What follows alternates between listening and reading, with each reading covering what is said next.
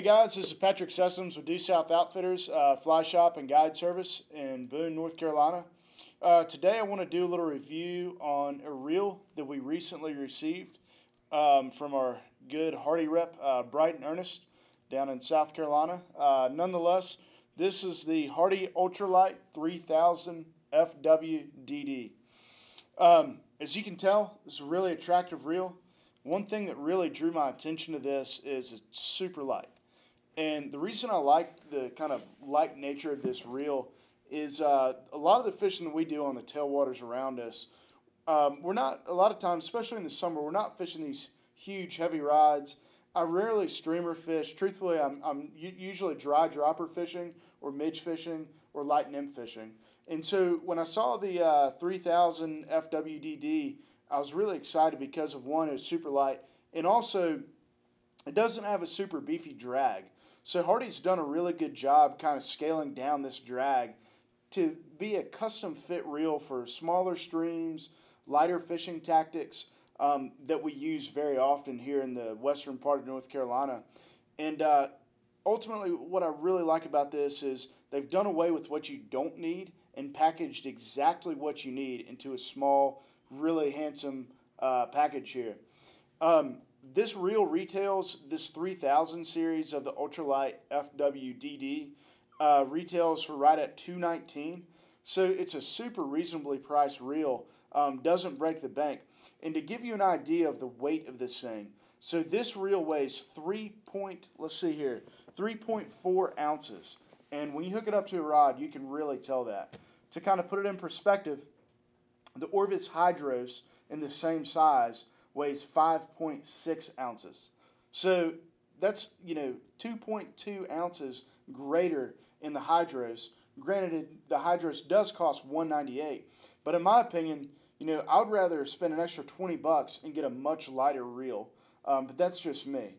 Being a person that spends a lot of time on the water, long guide days, even with my clients, I do find that the lighter the reel, the less fatigue that client has at the end of the day. They have better fishing performance for the duration of the day. So I'm really a fan of this reel because of that. We went and tested it on the Watauga the past couple days.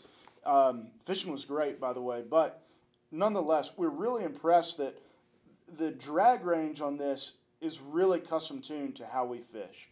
I fished with my wife, Meredith, who's a really good angler, and she had a few fish that took some really hard runs yesterday on this reel, and it was just enough drag to stop a heavily running fish, but not so much drag that you feel like you're going to break your line, or it really does a good job protecting light tippet. Another feature I really like about this reel is it's got this color-coded kind of drag selection knob, and so you adjust your drag, of course, with a small knob here, but one feature that's really nice is you've got three colors. You've got a green, an orange, and a red drag setting with 3 dots on each of these.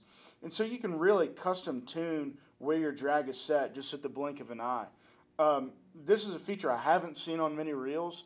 I know there's a few. I think the Sages will number some of their drag settings and things like that. But it's just a really nice, kind of unique, streamlined design here that Hardy's put on this reel that I find really, really beneficial, especially in terms of a reel that I use with clients. As a guide, I can look up and in 1 second know exactly where that guest reel is set in terms of drag. So if they do have a fish on, there's no guessing game going on. I can look and instantly tell, all right, that drag setting's fine for where we are, what the water's doing, what the fish is doing. That's really helpful for anglers. Another item I'd like to mention is the spool release. It's really a simple design here. It's just a push release to take the spool off. Just take your fingers and let's see if I can get this done without popping this off too hard. There we go. It pops out, comes out, and bing, we're good. Also, meant to add, this is a disc drag, so it's not the strongest drag in the world, but it's definitely finely tuned for trout fishing in specific. Yeah, so this is the Hardy Ultralite FWDD in the 3000 series. I've got this loaded up currently with Rio Gold 4-weight floating line and a good bit of backing on there, and it's had no problem at all taking all that line and backing. But yeah, if you ever get a chance to check one of these out, I'd highly recommend it.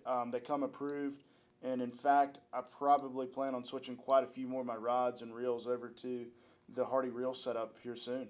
But anyways, we appreciate your watching the video. If you like it, give us a like. But yeah, until next time, we'll see you.